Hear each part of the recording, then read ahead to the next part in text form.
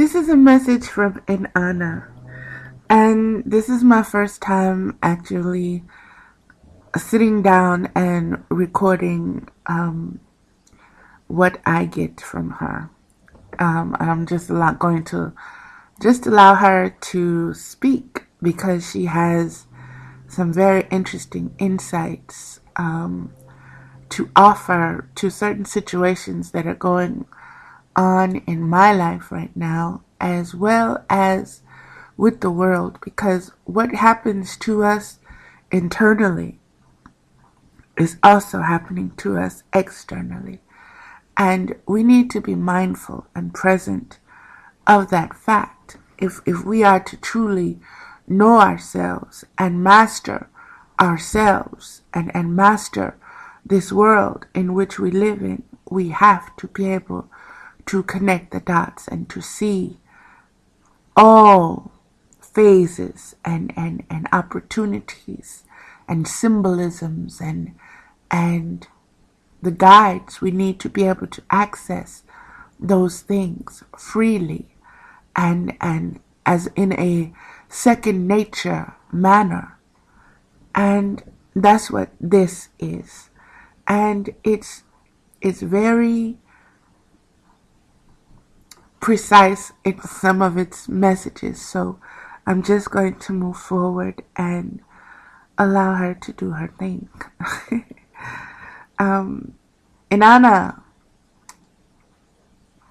wants you to know that she has matured over these many millennia. She is no longer the young goddess that had not a clue and that just went around willy-nilly with her being and with herself and with her energies. She is mortified at some of her behaviors, especially for the death of the bull of heaven and how that played out because of her willing it to do so, and her inability to connect and be present with those around her. And so she murdered her sister's husband. And for that, she paid a great price. And I ask you to do your research. But she presented herself in all her glory, and she was essentially stripped bare to only her flesh. And upon entering the presence of her sister, whose husband she had been responsible for his death, she was pronounced guilty and hung. Her corpse was hung. And she had, being the goddess that she is, with the foresight and intuition that she has, she knew what was coming in a part of her knew. And so she made arrangements for herself, for her savior, for her ability to rise above this learning and this act of forgiveness. And she ascended. And upon coming back, she came upon her lover. And her lover was being himself, who was also not centered and grounded. And it turned out they exchanged places. He had to serve so much time in her place in the bowels of hell as she did. And that is what she wants me to address. That's just some background. But her presence now is one of a crone, no longer that of a maiden. She has been a mother, and she is advancing up to her crown phase now. And with that comes so many different revelations about herself, her inner self, her own psyche, her own way of proceeding, of being, of knowing, of experiencing life and all of its conditions and all of its significances and all of its bliss. And she takes it in stride because she knows that with each learning, each lesson needs to be integrated in order for her to get to where she needs to be inside of herself, to reach that place of mastery. And that is what this recording is all about. It's about reaching that state of mastering yourself, your inner goddess, your inner God, your inner God self. It's about stepping into and embracing and becoming and knowing and acting in such a manner. Excuse me for the sniffles. Some of the things too that one of the things is we have to understand the different natures that we carry inside of us. And the different natures are there based upon our own mental images and projecting our own thoughts and scenarios, and we create our own freedom or our own demise.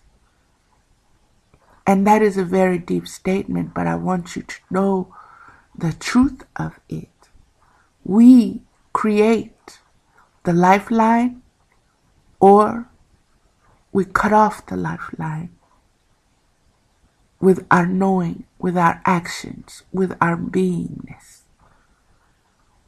And it is only when we take the time to be still that we can be observant, that we can tell the ego to go sit itself down in a corner somewhere and hush, that we can tell it to sit down and be quiet, because it is not the only reality. And we allow ourselves to look at the individual entities within, because each entity brings a way of knowing and a way of being and has its own personality and characteristics.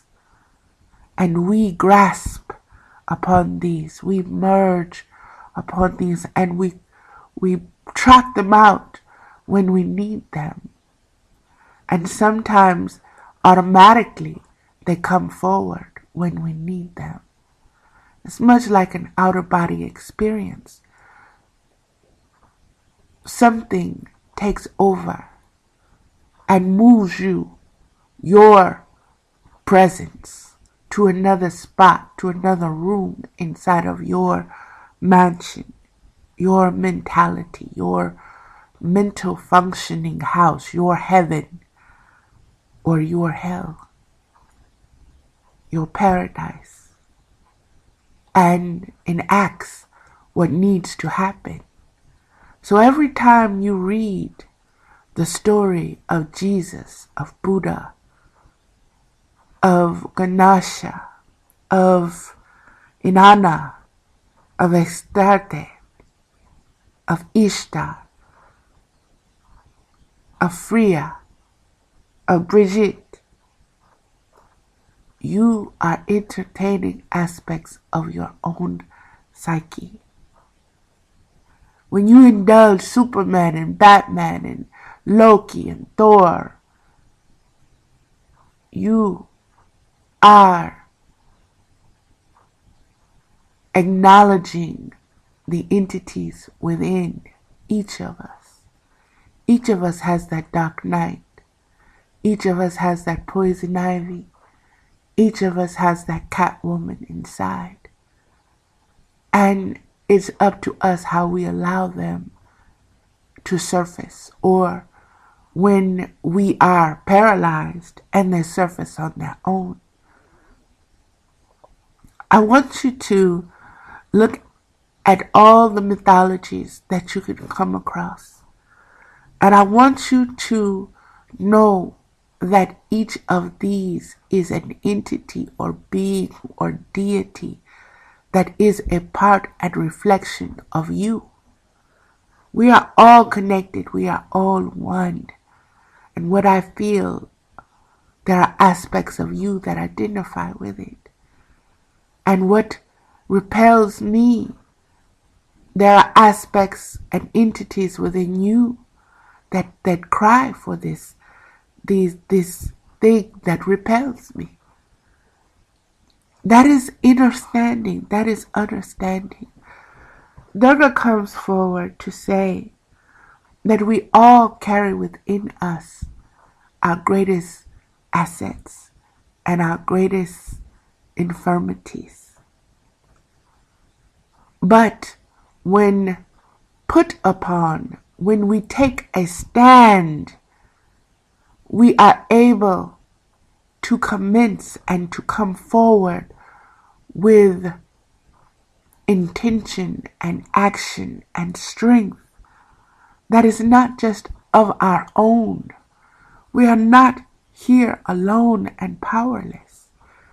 We can call upon myriads of helpers who are designed, who are created for that purpose, with that intent to enable, to empower, to guide, to teach, to show.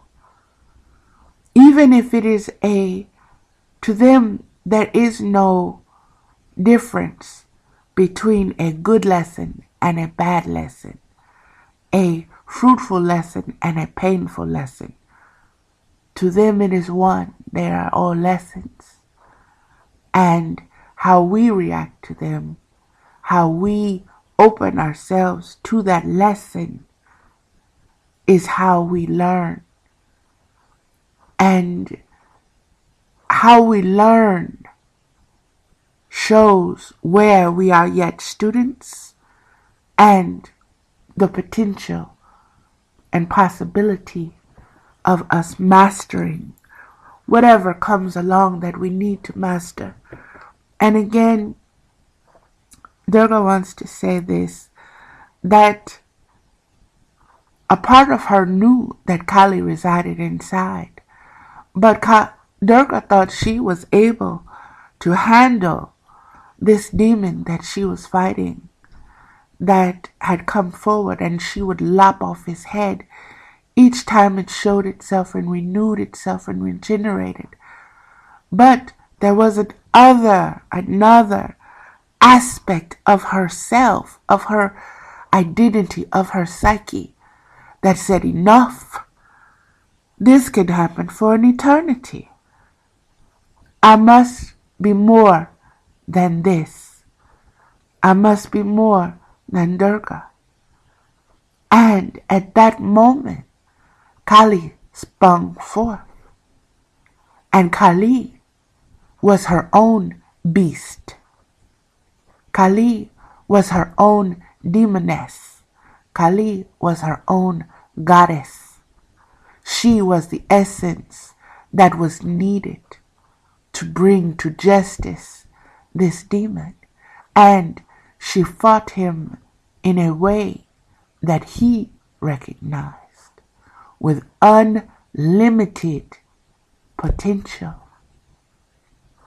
of destruction, with a relish and a delight for it, and not feeling tedious and tired, but a delight, an instinctual delight and relish in his demise. And that essence resides within us, but we have to get to it. And we have to lop off many heads in order to get to that point within ourselves. And it comes at different rates for all of us. And for some cannot call it forth because they do not believe in it. They do not believe in its veracity. They are afraid of its tenacity. They are afraid of its fearlessness. But when calling forth what you need at the moment, you call forth that which can handle the situation. You don't call a basketball player to come do brain surgery. You don't call a warrior to come and teach you badminton. I mean, you can, but you want specific, you want to match the intentions. You want to match the integrity. That is what it's all about. It's about reaching your full potential as a spiritual being inside of flesh.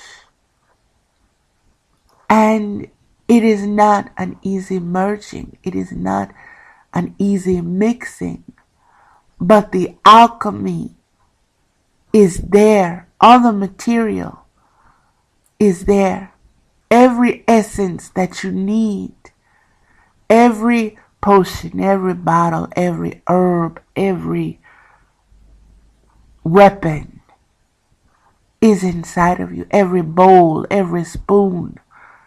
It is already there. It was with you at birth. And we have to mature. We have to grow. We have to evolve into our beingness, into our center. And we have to follow that. And we have to learn to adapt when we veer left or right or behind, or we want to leap forward. We have to live in the present moment. And we have to be aware of who is driving our vehicle at all times. Our Merkaba, ourselves. We sit in this driver's seat. We allow others to be backseat passengers, to ride shotgun and tell us all these directions and give us all this criticism and what we should do, but we are the ones in the driver's seat. We cannot say, oh, I listened to so-and-so and that's why I didn't know. There is no blame. The responsibility, excuse me, the responsibility is ours. It is ours. And we have to be mature enough to handle it. You know, you don't get your driver's license without knowing the signals, without knowing what those signs in the road mean, what the signs you come to mean. You know, you don't, how would you know to what lane to get in, or if there is a lane, or if you can merge without those yellow lines, without them breaking, without them being whole? These are symbols and signs that tell you what to do and how to drive and how to proceed. These are the rules of driving. They're universal. They are for the safety of all in that environment, at that section. And we need to look at our life in this manner. We need to forgive ourselves for our youthful ways, for our immaturity, for our allowing others access and to our gas and steering wheel and directions. We have to take full responsibility for any accident that takes place, for the destination we arrive at. We have to own and understand that it is us that brought us there, that it is us that got us here. We are responsible for it. We can blame other people. They built the car this way and they made the steering wheel be able to turn right. So it's not my fault if I turn right.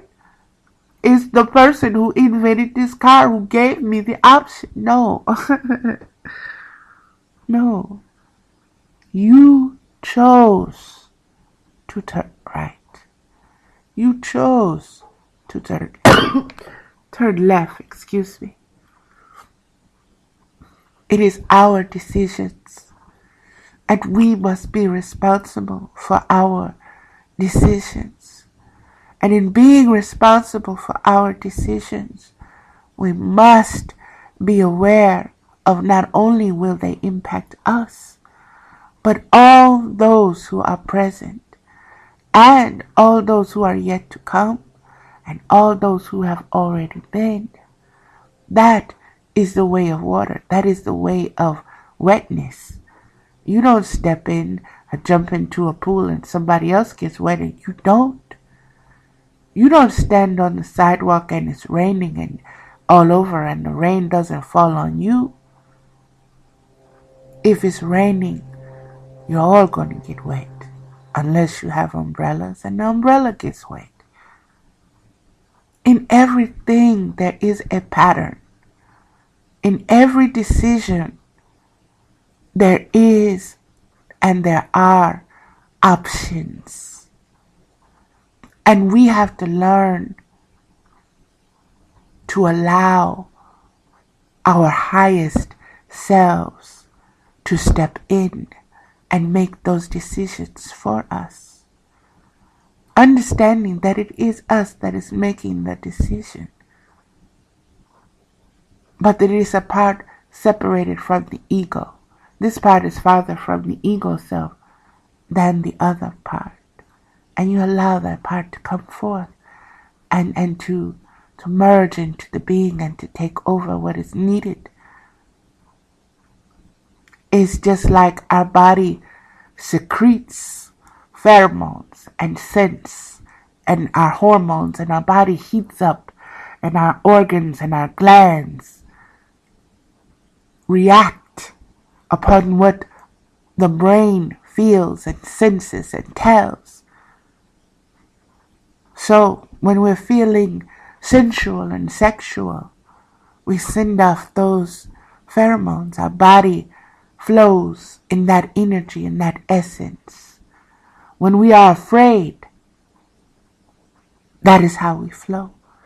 That is the scent that is emitted. That is the vibe that is given off, no matter your poker face. We need to learn to be true to ourselves, to what we are feeling, and to not be afraid of feeling. That is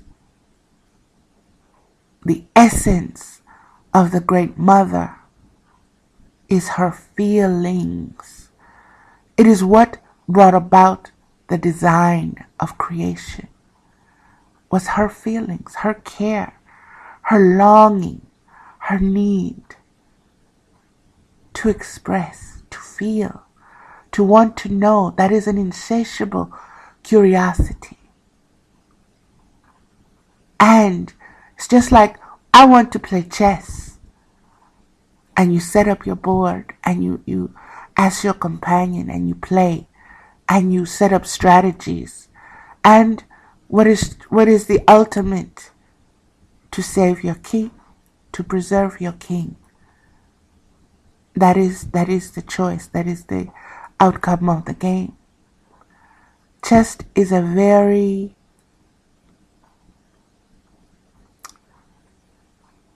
metaphorical game.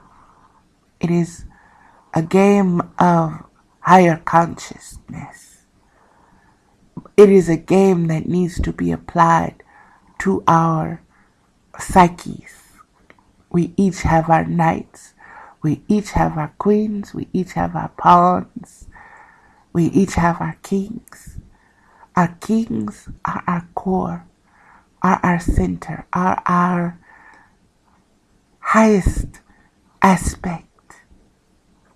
You know, is that aspect that knows but doesn't know, you know, and it is limited in its movement. The king can only move in a certain way, whereas the queen and the pawns and the bishops and the knights, they move in another way. We have to recognize our kingdom is us, and we allow life to happen to us. We allow life to happen to us. But when we mature, we manifest the life that we want to live. We manifest and create what we want to be, with the world that we want to see. And we need to do this in Kali form, in a way that is uninhibited, unlimited, and that has a voracious appetite. And they can't be intimidated. That is not intimidated by someone else's egos or thoughts or feelings. She looks out for herself and that of all, because she realizes the all in all. Another way I want to speak of come from a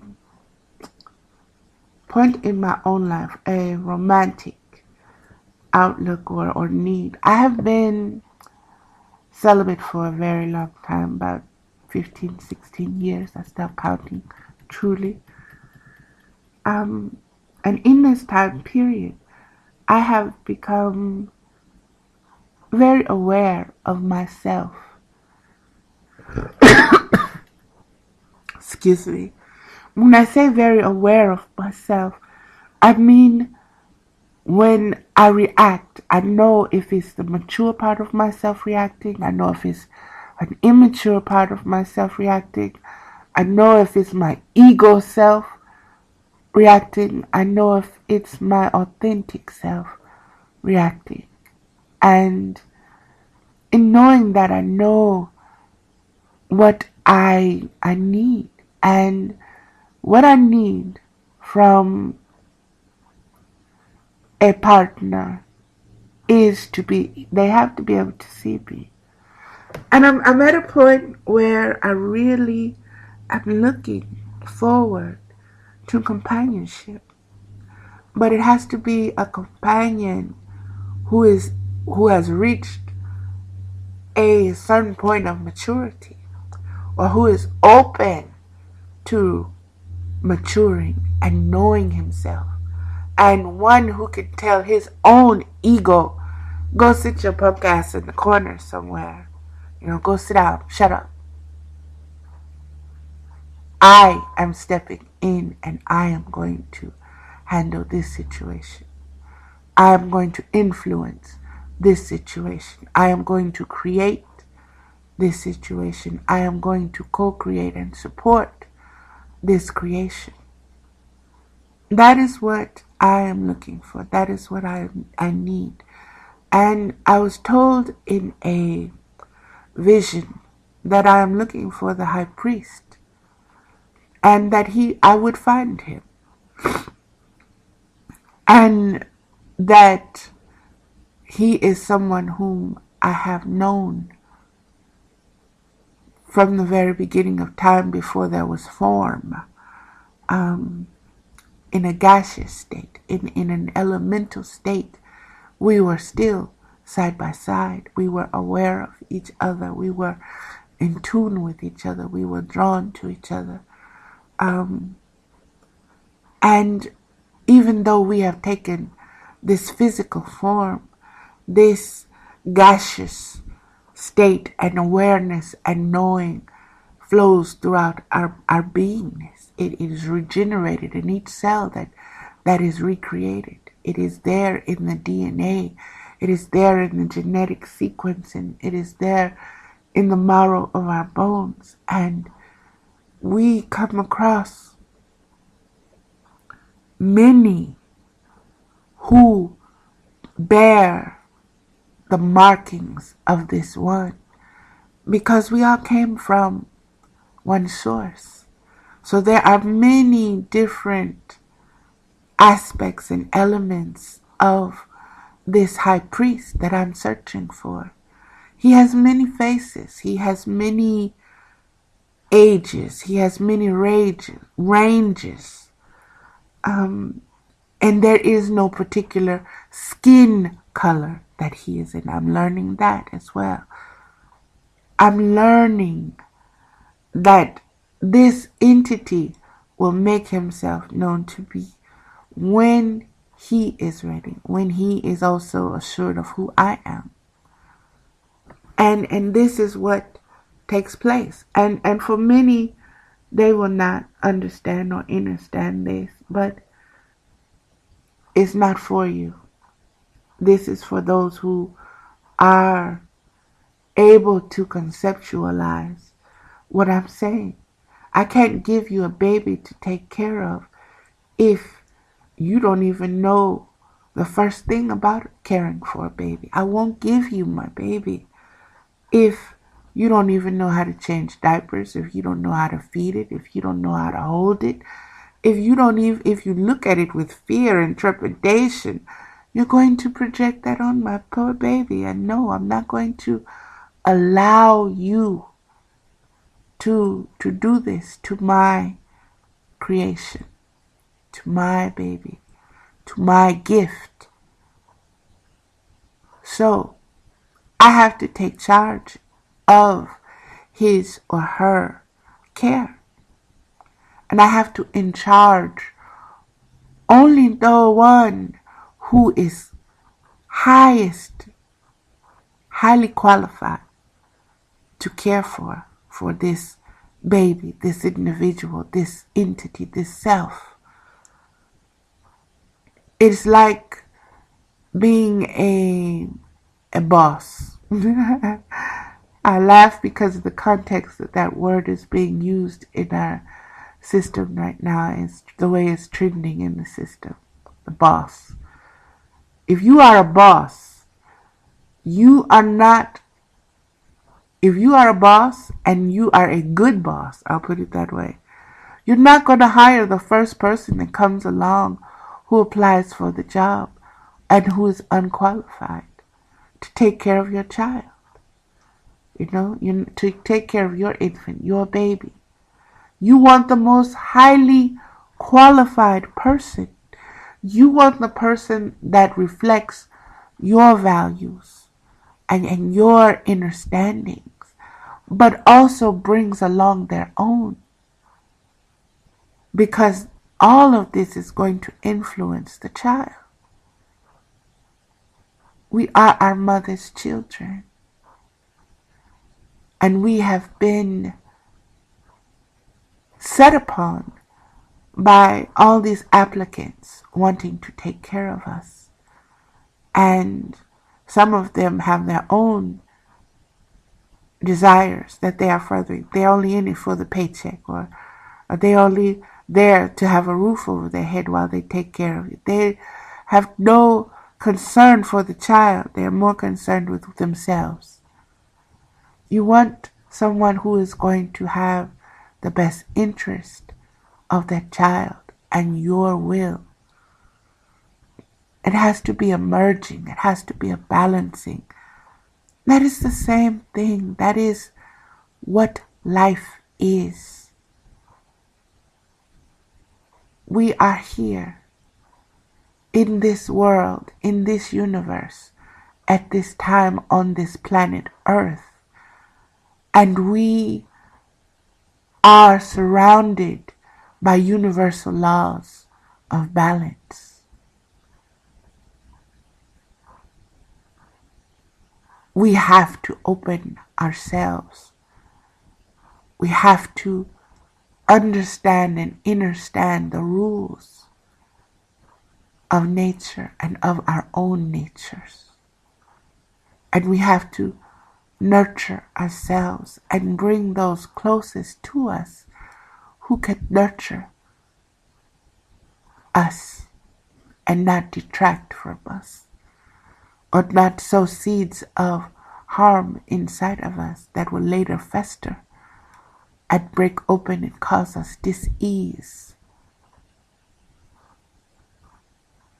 We must recognize what we want and what we are looking for, and we must not settle for less than what is needed, because to do so means you're only going to keep repeating the same patterns. We have to break out of the patterns, just like we had to break out of the womb, just like we had to break out of the childhood ways and go into our teen ways and into our young adult ways and our middle age and our old ages. And it is a breaking forth. It is an action. It is called living. Not just existing, not just being here and allowing the forces and wills of others to determine who you are, how you live, what you go through. We have to be discerning. We have to take stands. We have to know, and we have to allow those parts of us to step forth, those God parts, those God-like parts, those goddesses parts, as well as those infant, innocent parts. All have a role to play. And that is what we're doing. We're playing. Only we have forgotten how to play together, to get along, to support each other, to see each other, to recognize the God in each other, the God, the Goddess. This is what needs to happen. When we reach out and ask for help, what are you asking help with? Do you really know? And is it because you don't want to do the work yourself, you want someone else to come and do it for you? Or is it because you really don't know how? These are questions we have to ask ourselves. This is what Inanna, this is why she came forward to me, the Queen of Heaven, to have me understand who I am and how I am, in order to know that within my authentic self are all the answers. But first I have to forgive myself the growing process. I have to allow myself and understand that this was needed, the same way that darkness is needed in order to get us to recognize what light is. And when we understand that we are both, when this becomes integrated, then we become holy. It is only when this becomes integrated in us, the light and the dark self, that we become whole and holy. And our being here is about being holy, wholly present, wholly functioning, wholly loving, wholly teaching, wholly mastering existence and time. And love is to be mastered. And it takes an infinite number of possibilities, of mistakes, of boo-boos, of uh-ohs, of suffering, of joy, of bliss, of knowing, of not knowing, of fear. That is what love is. Love is all things except for fear. Love does not fear. Love wants to put fear on its lap and love it until it knows that it doesn't have to exist in that state, that it chooses that state, but that it too is made of love. You know, if there was a material that can never be overused, it is love. Love cannot be overused. Love cannot, a child cannot receive too much love if it is healthy love. Understand, there is a healthy love and there is an unhealthy love. What I'm speaking of is a healthy love. A child, a person, can never have too much love. We die from not having enough. But we never die from having too much.